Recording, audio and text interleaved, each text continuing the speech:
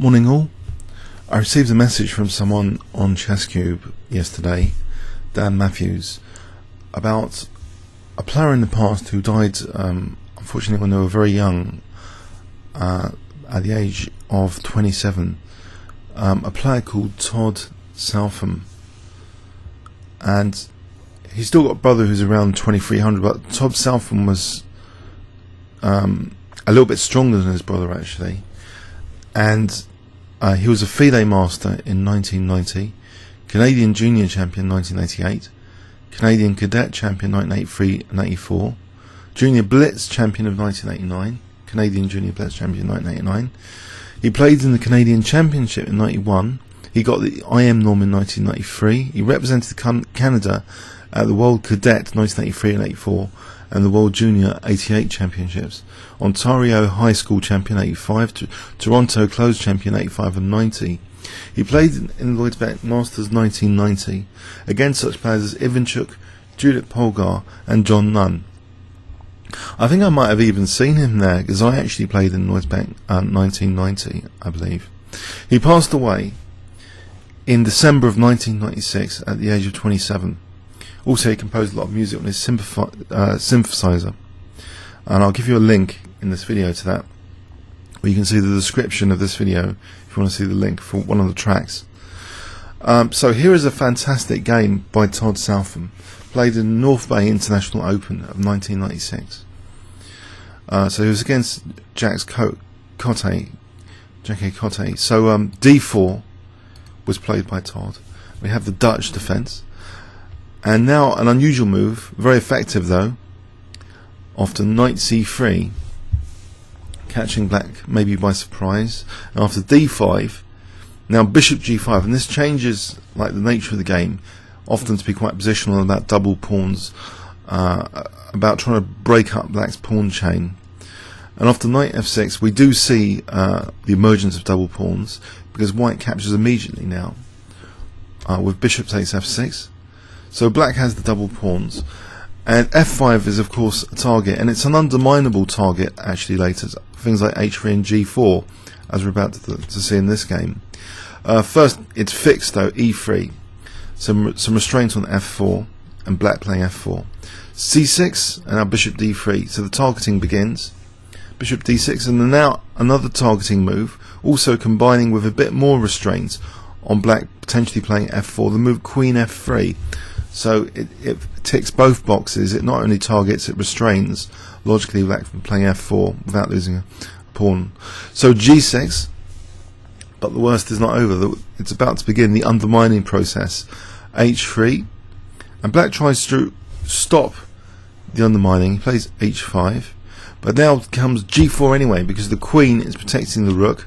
So hg is not really a pin on h1, it's protected. Black takes on g4 anyway, but here comes a surprise, because you would think, well, hang on a sec, what I've just said is wrong, because actually surely black here, although there's a pin to black's rook, black just takes on g4 with the bishop. Okay, brilliant move. Now if I give you 10 seconds, can you spot what Todd played? So a bit similar to a game I uploaded yesterday actually, and that's a clue for those regular on the channel. So 10 seconds starting from now.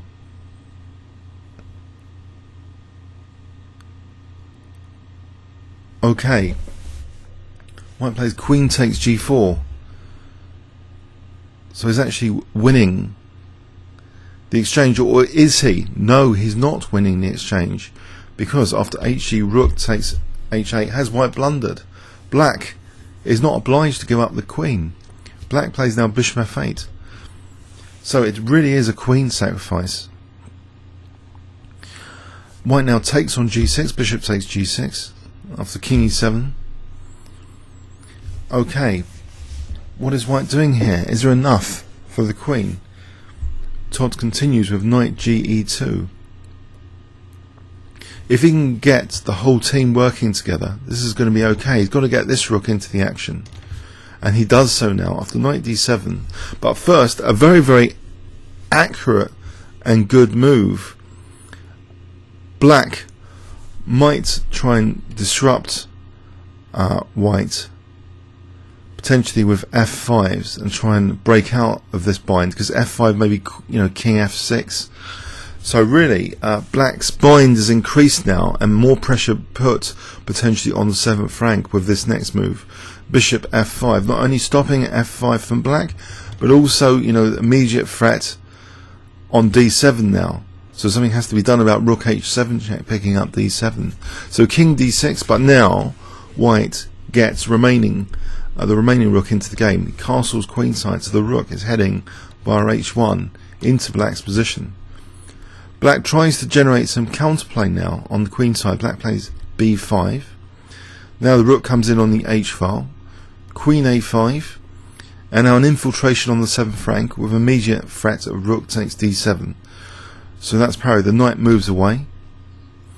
But now we have the knights coming in with great coordination and powerful effect soon because of knight g3. So there's numerous potential threats now revolving around e4 and f5 emerging soon. b4. And now 10 seconds. Can you spot what white plays here? So 10 seconds starting from now.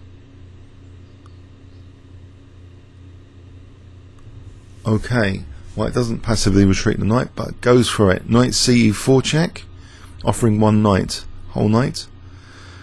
So it recaptures on e4. Now after king d5, white now takes on f6. King d6. The knight comes back. King d5. So how will white finish this off with the king seemingly in real danger? White plays now rook h5. So this is becoming critical now for the king. Black plays now the move c5, but now a beautiful finishing combination is played. Can you find the first move that Todd played? So 10 seconds starting from now. Okay, bishop d7 check. So offering the other knight now on e4. After the king takes e4, can you see the final move? 5 seconds. Bishop c6. Check. And it's going to be mate, the next move. Black's only legal move. Here is knight d5, so black resigned. If knight d5, bishop takes d5, mate. A beautifully played game by Todd Southam. So a fantastic player who unfortunately died in his sleep. It may have been, I speculate here, may have been some heart related issue. It's just very sad for the chess world to lose such a talented player at such a young age. Always sad. And but he's left, you know, some beautiful games, and this is, I think, one of those. So e3, and then restraining f5, and then undermining f5, and then a nice queen sack for just rook and bishop. But now white's coordination, team coordination of the pieces comes into action. The rooks infiltrate via the h file, and now a sort of double knight sack, one knight sack, and then another is about to happen very shortly. So here, queen takes wouldn't really help. Let's just add a kibitzer here for queen takes a2. It'll just be bishop takes g4 check here, and then rook e5 would be another mating net, an attractive mating net. I'll give you the PGN anyway if you want to explore the variations of this game. In the game, c5 was played, and then we have bishop d7 check, so offering another knight on e4, and then bishop c6. The king's caught in the net. Beautiful game by Todd.